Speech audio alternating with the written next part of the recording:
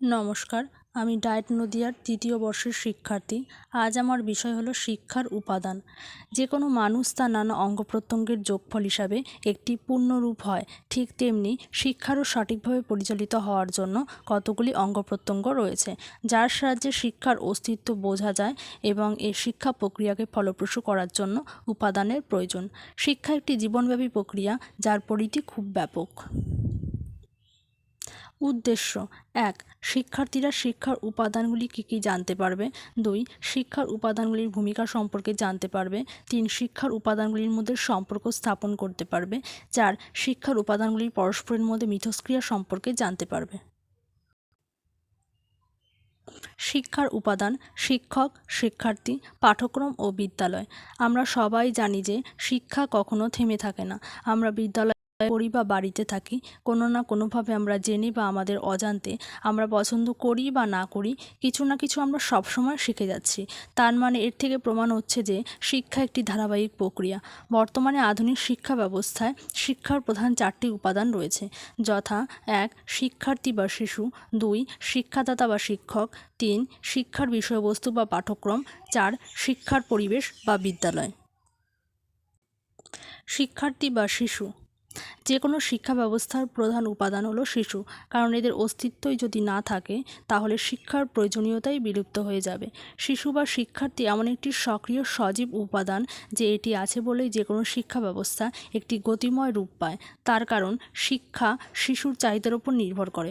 সময়ের সঙ্গে এই চাহিদার পরিবর্তন ঘটে, তাই শিক্ষা ব্যবস্থারও পরিবর্তন ঘটে। শিক্ষাদাতা বা শিক্ষক: শিক্ষককে যে কোনো শিক্ষা ব্যবস্থার দ্বিতীয় উপাদান হিসাবে ধরে নেওয়া হয়, কারণ তারাই হলো শিক্ষা ব্যবস্থার নিয়ন্ত্রক। শিক্ষক ছাড়া শিক্ষা প্রক্রিয়া কখনোই সম্পাদিত হতে পারে না।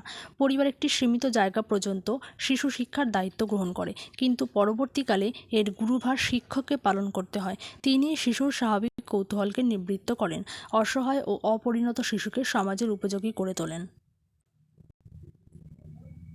পাঠ্যক্রম: শিক্ষা একটি গতিশীল প্রক্রিয়া, আর এর উদ্দেশ্য পরিবর্তিত হয়েছে। পাঠ্যক্রমের মূল উদ্দেশ্য হল শিক্ষার্থীর সর্বাঙ্গীন বিকাশে সহায়তা করা। শিশুর বহুমুখী বিকাশের জন্য বহুমুখী অভিজ্ঞতার প্রয়োজন।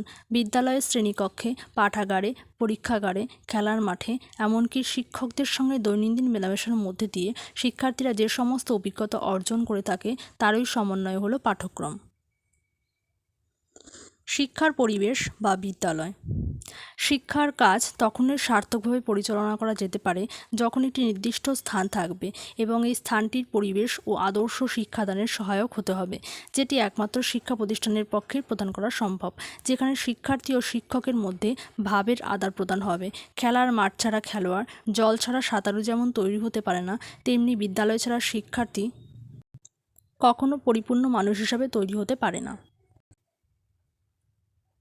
শিক্ষার উপাদানের মধ্যে পারস্পরিক সম্পর্ক: শিক্ষার এই উপাদানগুলি শিক্ষার্থী, শিক্ষক, পাঠ্যক্রম ও বিদ্যালয় কোনোটাই কিন্তু নিরপেক্ষ সত্তা নয়। শিক্ষার উপাদানগুলির মধ্যে প্রতিনিয়ত ক্রিয়া প্রতিক্রিয়া সংঘটিত হচ্ছে, যা শিক্ষা প্রক্রিয়াকে একটি সার্থক রূপ দান করে থাকে। শিখনের ফলাফল: শিখনের ফলাফলগুলি হল: 1. শিক্ষার উপাদানগুলি সম্পর্কে নির্দিষ্ট জ্ঞান। 2. শিক্ষার বিভিন্ন উপাদানগুলির মধ্যে সম্পর্ক স্থাপন করা। 3. শিক্ষার উপাদানগুলির ভূমিকা সম্পর্কে অবহিত হওয়া। 4. শিক্ষার উপাদানগুলির মিথস্ক্রিয়ার ফল পাওয়া। আজ এই পর্যন্তই। ধন্যবাদ।